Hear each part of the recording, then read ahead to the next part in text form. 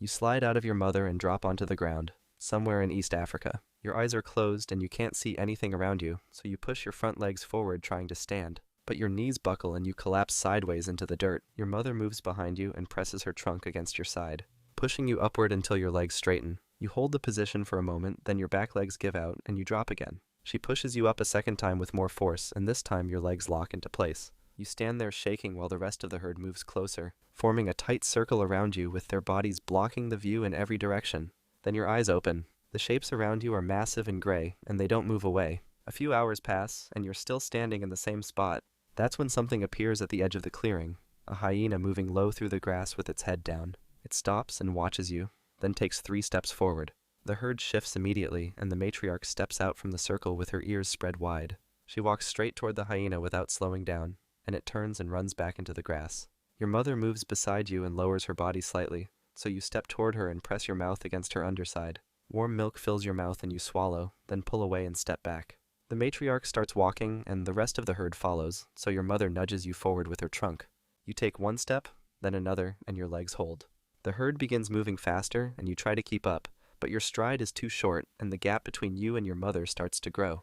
You're going to have to move faster, or you'll get left behind. You're 1 week old now, and the herd has been moving every day since you were born. Your legs are stronger than before, but keeping pace with the adults is still hard work. The matriarch walks ahead without slowing down, and the rest of the herd follows her in a loose line. You stay close to your mother's side, but every few minutes you fall a few steps behind and have to run to catch up. Then your front leg catches on a root and you stumble forward, hitting the ground with your shoulder. The herd keeps walking, so you scramble back onto your feet and try to run after them.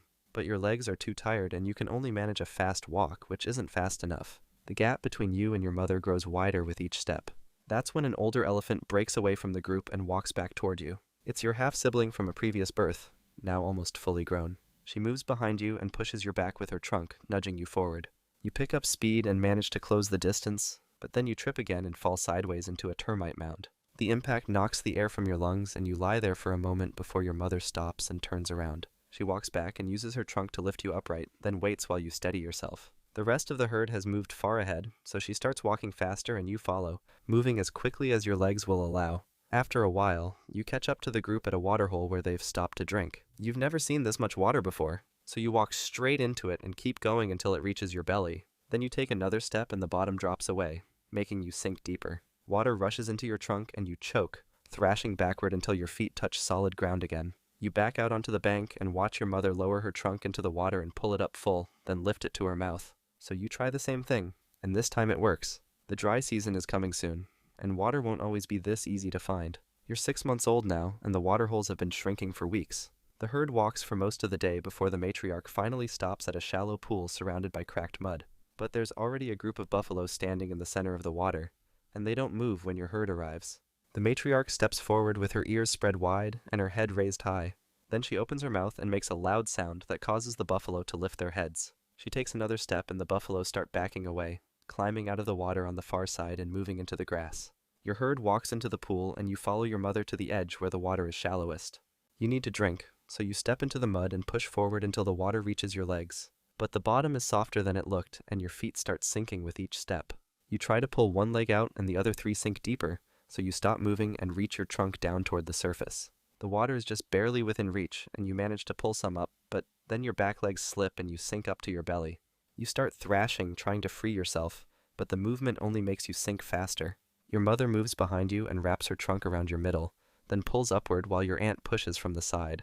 They lift you out of the mud and drag you backward onto harder ground, and you stand there shaking while the mud drips off your body. The herd moves away from the waterhole toward a line of acacia trees nearby, so you follow and watch the adults reach up with their trunks to grab the lowest branches. You try to do the same thing, but your trunk won't bend the right way, and the branch slips out of your grip before you can pull it down. Your trunk is still learning to work properly, but soon it'll be the most important tool you have. Skip forward a bit, and you're 2 years old now. Your mother gave birth to a new calf a few months ago, and the young one follows her everywhere while you spend more time playing with the other juveniles. Today you're wrestling with the calf near a fallen tree, locking trunks and pushing back and forth to see who's stronger. You pull your trunk free and reach down to grab a thick stick from the ground, then lift it up and swing it toward the calf. The stick flies out of your grip and lands in the dirt several steps away. That's your first time throwing something on purpose, and your trunk bent exactly the way you wanted it to. The calf runs over to grab the stick, but you get there first, picking it up and tossing it again. Then an older male from the herd walks over and stops in front of you with his head raised. He's almost fully grown and his tusks are longer than yours, so when he lowers his head and reaches his trunk toward you, you know he wants to spar. You lift your trunk and wrap it around his, then push forward with your legs driving into the ground. But he's much heavier than you and he barely moves, so he leans into you and shoves you backward. You lose your footing and fall sideways into the dust, then scramble back up and face him again. He waits while you position yourself, then you lock trunks a second time and push as hard as you can. The result is the same, and you slide backward with your feet scraping the ground until you fall again. He turns and walks away without looking back, so you move toward the nearest tree where several adults are feeding. You've watched them strip bark with their trunks before, and now you want to try it yourself. You reach up and press your trunk against the trunk of the tree, then pull downward until a long piece of bark tears free. You lift it to your mouth and chew, and the bark breaks apart easily. That's the first time you've fed yourself without your mother's help. You're learning faster now, but there are bigger threats out here than losing a sparring match.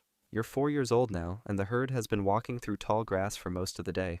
The matriarch leads from the front, while the rest follow in a loose line behind her. And you stay near the middle of the group where it's safest. But then you spot fresh green shoots growing beside a small tree, so you slow down and move toward them while the others keep walking.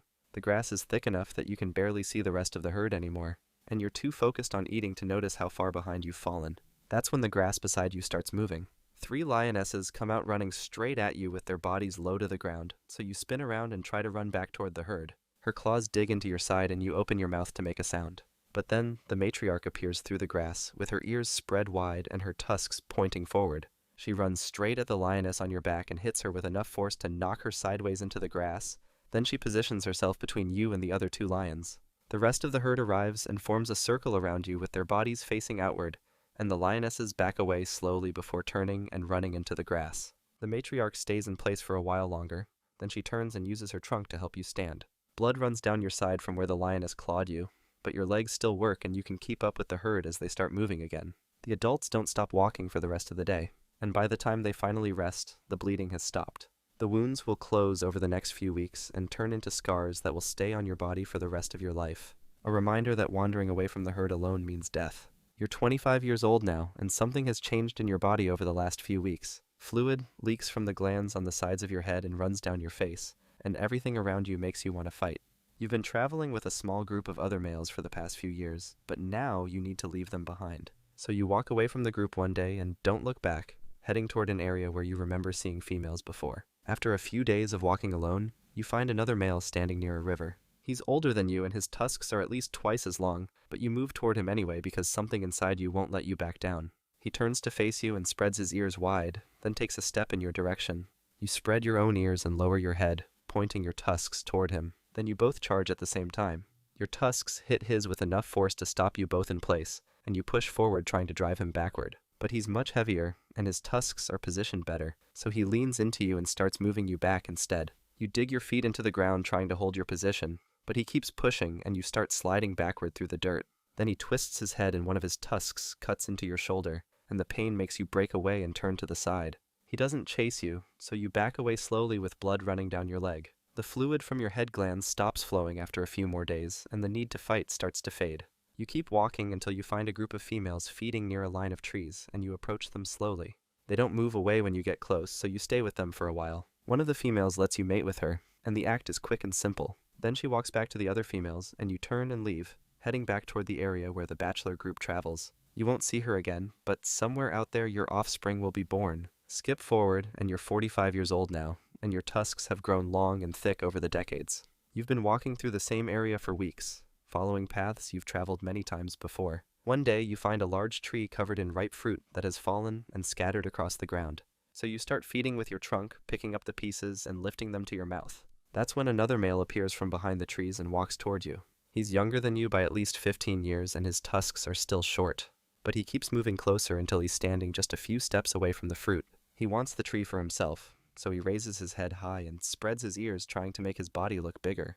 But you turn to face him and spread your own ears even wider. Then you take one step forward. He holds his position and doesn't back away, so you lower your head and charge straight at him without slowing down.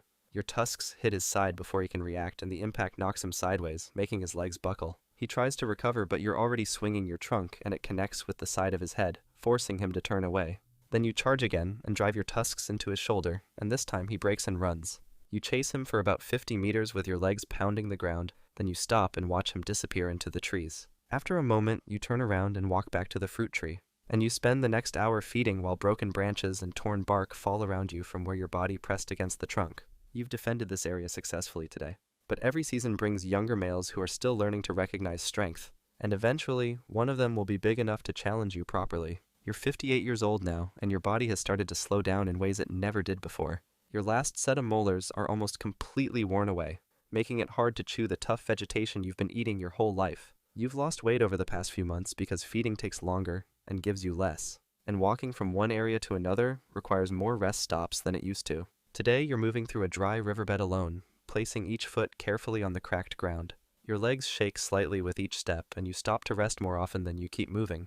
Eventually, you reach a large baobab tree, and the shade looks better than continuing forward, so you walk beneath it and lower yourself onto your side. Elephants almost never lie down like this, but your legs are too tired to hold you up anymore. You stay there while the hours pass, and your breathing becomes harder. Several vultures land on the rocks nearby and wait without moving closer, and you can see them watching you. After a while, you try to stand by, pushing your front legs against the ground, and you manage to lift your chest up slightly. But your back legs won't respond when you try to move them, so you fall back onto your side and stay there. Your breathing slows down, and the edges of your vision start to go dark, and you stop trying to get up. Your muscles stop working one by one, starting with your legs and moving through the rest of your body until everything becomes still. The vultures hop closer, and then begin walking toward you across the riverbed. Your bones will stay here for decades, turning white under the sun, and other elephants will stop when they pass by and touch them with their trunks before moving on.